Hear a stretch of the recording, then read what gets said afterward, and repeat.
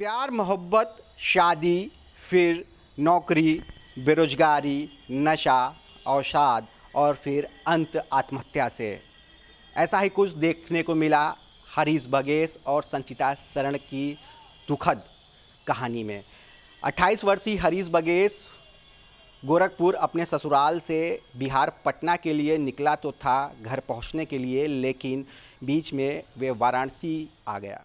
बनारस में दोनों का प्यार परवान चढ़ा राजघाट इलाके के बसंत स्कूल से, और पढ़ाई पूरी करने के बाद बगैर परिवारों की रजामंदी के दोनों ने शादी भी कर ली। अपना वैवाहिक जीवन और आगे कैरियर की शुरुआत दोनों ने मुंबई जाकर की। हरीश बगेश एक निजी बैंक में कर्मचारी के तौर पर अपने कैरियर की शुरुआत की और दोनों राजी खुशी रहने लगे।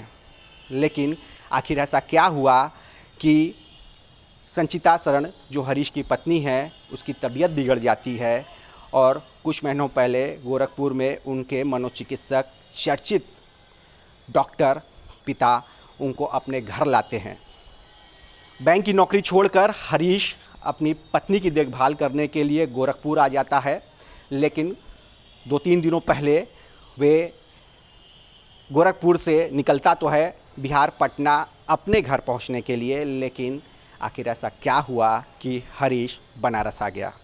बनारस सारनाथ थाना क्षेत्र के मवैया के अटल नगर कॉलोनी में एक होम स्टे में हरीश 2 दिनों तक रहा। इस बीच में वो निश्चित तौर पर अपने परिवार के संपर्क में भी रहा होगा, लेकिन जब उसका फ़ोन स्विच ऑफ होता है तो परिवार के लोग घबरा जाते हैं। आनन फानन में हरीश को अस्पताल ले जाया जाता है, लेकिन तब तक देर हो चुकी थी। डॉक्टरों ने हरीश को मृत घोषित कर दिया। इस खबर की जानकारी जब हरीश के अपने घर और साथ ही में ससुराल, जहां उसकी पत्नी अपने पिता के घर डॉक्टर मनोचिकित्सक के घर रहती है, उस तक पहुंचती है तो वो अपना आपा खो देती है। इसके बाद दोनों ही परिवार स्तब्ध हो जाते हैं, मानो दुखों का पहाड़ टूट गया। फिलहाल दोनों ही परिवार हरीश का शव लेने के लिए वाराणसी आते हैं और पुलिस जांच में भी जुट जाती है। किसी तरह का सुसाइड नोट तो नहीं मिला है, लेकिन पुलिस की प्रारंभिक जांच में फ़िलहाल कुछ नशे की सामग्री और गांजा मिलने की बात निकलकर सामने आ रही है उसी हरीश के कमरे से। अब पुलिस पूरे मामले की जांच कर रही है। हालांकि कहा यह जा रहा है, जो हरीश के ससुराल यानी उनके ससुर के पक्ष से बताया जा रहा है कि हरीश अपनी नौकरी छोड़कर उनके घर आ गया था और अपनी पत्नी के देखभाल में लगा था। उसने बहुत कोशिश की कि रोज़गार मिल जाए, लेकिन ऐसा नहीं हो सका। वो काफ़ी डिप्रेस रह रहा था, अवसादग्रस्त हो गया था, जिसकी वजह से उसने ऐसा आत्मघाती कदम उठाया।